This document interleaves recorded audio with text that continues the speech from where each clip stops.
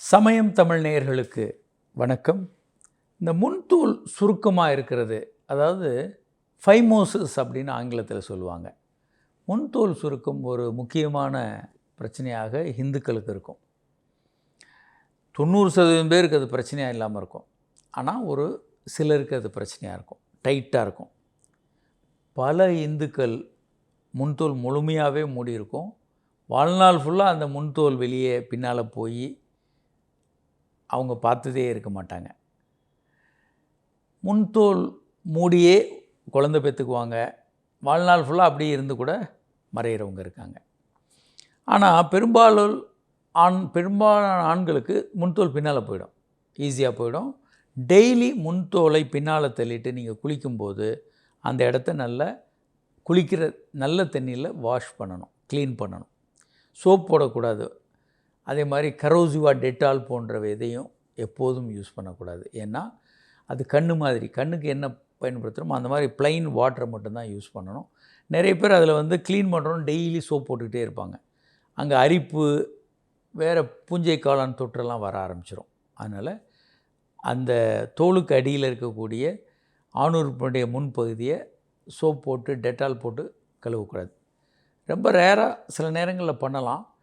எப்போதெல்லாம் பண்ணலாம் அப்படின்னா, நீங்கள் ஒரு ஹெச்ஐவி தடுக்கணும், ஒரு தவறாக உறவு வச்சுக்கிட்டீங்க, ஹெச்ஐவி தடுக்கணும்னா அப்போ சோப் போட்டு கழுவலாம், அங்கே ஏதாவது கிருமி இருந்தால் அழிஞ்சு போகிறதுக்கு. மனைவியோட உறவு, வாய்வழி உறவு வச்சுக்கணும், அங்கே ஸ்மெல் ஏதாவது இல்லாமல் இருக்கணும்னா ஒரு பேபி சோப் போட்டு வாஷ் பண்ணலாம். இந்த முன்தோல் டைட்டாக இருக்கிறவங்களுக்கு வேறு என்ன பிரச்சனை வரும் அப்படின்னா, முதலிரவில் இவங்களுக்கு பிரச்சனை வரலாம். இவங்க போய் தாம்பத்திய உறவில் ஈடுபடுறாங்க முதலிரவில்.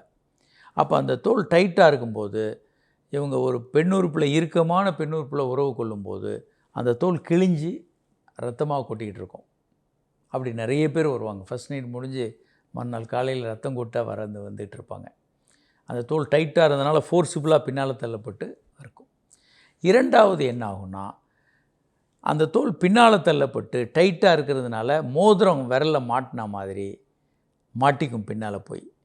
அந்த கிளான்ஸ் பீனிஸ்ன்னு சொல்கிறது அதனுடைய கழுத்து பகுதியில் பெருசாக இருக்கும். அதை தாண்டி முன்னால் வர முடியாது. நைட்டு தூங்கிடுவாங்க, காலையில் பெருசாக வீங்கி போயிடும். பேராஃபைமோசிஸ் அப்படின்னு ஆங்கிலத்தில் இதை சொல்லுவோம். அதை எடுக்கவே முடியாது. 2-3 நாள் அவங்க முயற்சி பண்ணி பார்ப்பாங்க, மருந்துகள் சாப்பிட்டு பார்ப்பாங்க, சரியாகாது.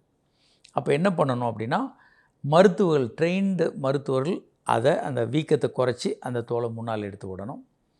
திரும்ப இந்த மாதிரி வந்ததுன்னா அந்த முன்தோலை அவங்க கண்டிப்பாக நீக்க வேண்டும். ஸோ இந்த ட்ரீட்மெண்ட் கொடுக்கும்போது இந்த முன்தோல் பிரச்சனையை பெருமளவுக்கு குணப்படுத்தலாம். இதனுடைய காம்ப்ளிகேஷனும் வராமல் தடுக்க முடியும். வணக்கம்.